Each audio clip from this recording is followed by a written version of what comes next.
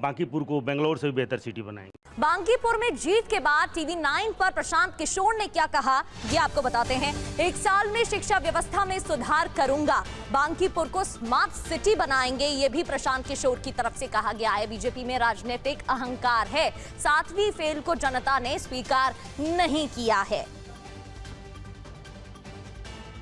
मुख्यमंत्रियों को मुख्यमंत्री बनाने में अपनी महती भूमिका निभाने वाले अब प्रशांत किशोर खुद विधायक।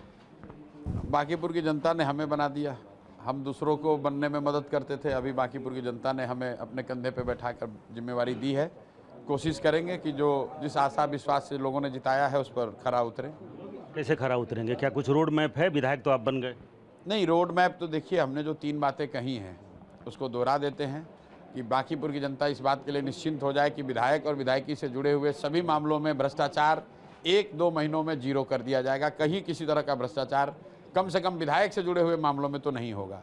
दूसरा, मैंने कहा था कि मेरे आचार विचार व्यवहार से आपको शर्मिंदगी नहीं होगी जीवन में कभी।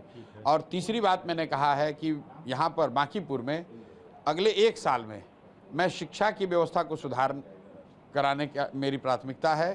खास करके जो गरीब इलाके हैं, गरीब बस्तियां हैं, वहाँ पर बच्चों के लिए जो सरकारी विद्यालय हैं उसमें गुणात्मक परिवर्तन होगा। अगर नहीं होगा तो साल भर के अंदर सभी गरीब बच्चों को बढ़िया अंग्रेजी स्कूल में पढ़ने की व्यवस्था करने की जिम्मेवारी हमारी होगी। ये 3 बात मैंने कही है। एक और बात मैंने कही है कि बांकीपुर अगले 20 वर्ष में एक बेहतर शहर के तौर पर डेवलप हो, इसका ब्लूप्रिंट बनाकर भी जारी करेंगे। उस ब्लूप्रिंट का ज़्यादातर हिस्सा मैं खुद नहीं कर पाऊंगा क्योंकि मैं विधायक के परिधि में वो नहीं आता है, लेकिन एक ब्लूप्रिंट की बांकीपुर 20 साल के बाद कैसा दिखे, बंगलोर से भी बेहतर कैसे बने, उसका एक ब्लूप्रिंट बनाने का पूरा प्रयास अगले 1 साल में करेंगे। 2025 के चुनाव के ठीक पहले तेजस्वी यादव नेता प्रतिपक्ष उन्होंने कहा कि हम बिहार को स्कॉटलैंड बनाएंगे। अब प्रशांत किशोर कह रहे हैं कि हम बांकीपुर को बेंगलोर से भी बेहतर सिटी बनाएंगे। नहीं, ये भरोसा होगा? मैंने कहा कि हम बांकीपुर को बंगलोर नहीं बना सकते हैं। हम तेजस्वी यादव नहीं हैं, हम उतने काबिल नहीं हैं। हमने ये कहा कि हम एक ब्लूप्रिंट बना कर देंगे कि कैसे बांकीपुर भी बेंगलोर जैसे शहरों से बेहतर बन सकता है। वो बनना नहीं बनना वो तो सरकार के हाथ में है। हमने अपनी ओर से 3 वादे किए हैं। भ्रष्टाचार बंद कर देंगे, मेरे आचार विचार व्यवहार से आपको शर्मिंदगी नहीं होगी, और बांकीपुर में बच्चों के पढ़ने की व्यवस्था को बिहार का सबसे अच्छा बना देंगे। इसमें कहीं कोई दो मत नहीं। तेजस्वी यादव से कम काबिल हैं? उनकी पार्टी को 14,000 वोट है, आपको 64,000 है।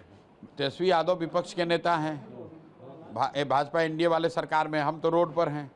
और अभी कल जनता ने विधायक बनाया है। विधायक बनना महत्वपूर्ण नहीं है, जनता ने एक जिम्मेवारी दी है, तो जो कुछ जिम्मेवारी जनता ने दी है उसको ईमानदारी से करने की कोशिश करें। ये अच्छी बात है कि आपने जीतने के बाद भी अपने वादे याद रखें, और 3 वादे अभी आपने टीवी 9 भारतवर्ष के माध्यम से जनता को याद दिलाए।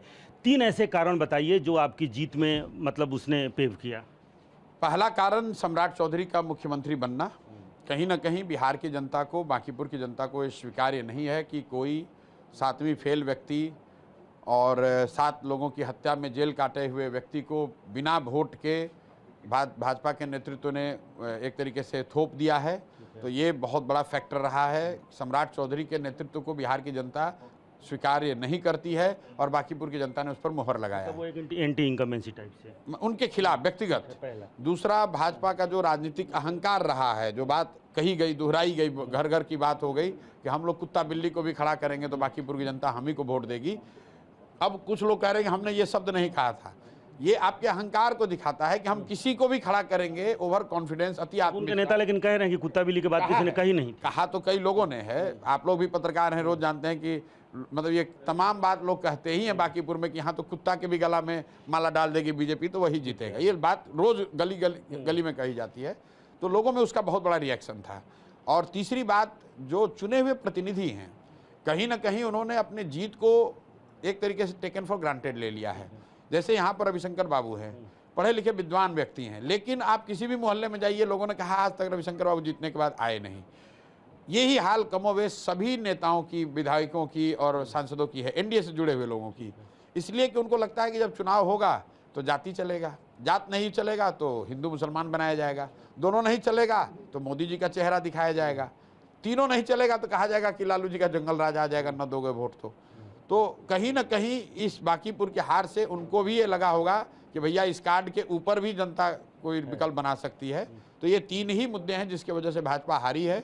सम्राट चौधरी का मुख्यमंत्री के तौर पर जनता में वो स्वीकृति न होना, जनता की समझ से भाजपा में बहुत ज़्यादा अहंकार होना, और तीसरा जो भाजपा के चुने हुए प्रतिनिधि हैं सिर्फ मोदी के नाम पर वोट लेने की उनकी जो प्रवृत्ति हो गई है, उसके खिलाफ भी वोट है। अब आप ये कह रहे हैं कि सम्राट चौधरी के खिलाफ माहौल था, कुत्ता बिल्ली वाला जो अहंकार है वो, और जो जनप्रतिनिधि हैं वो ठीक से काम नहीं कर रहे हैं, तो फिर प्रशांत किशोर कहाँ है इसमें? मतलब ये जीत प्रशांत किशोर की नहीं है? नहीं, बिल्कुल नहीं है, इसलिए कि ये तीनों, आपने पूछा किस कारण से भाजपा हारी है, इन कारणों से लोगों को, तीन बड़े कारण में प्रशांत किशोर और उनके मुद्दे कहीं नहीं है।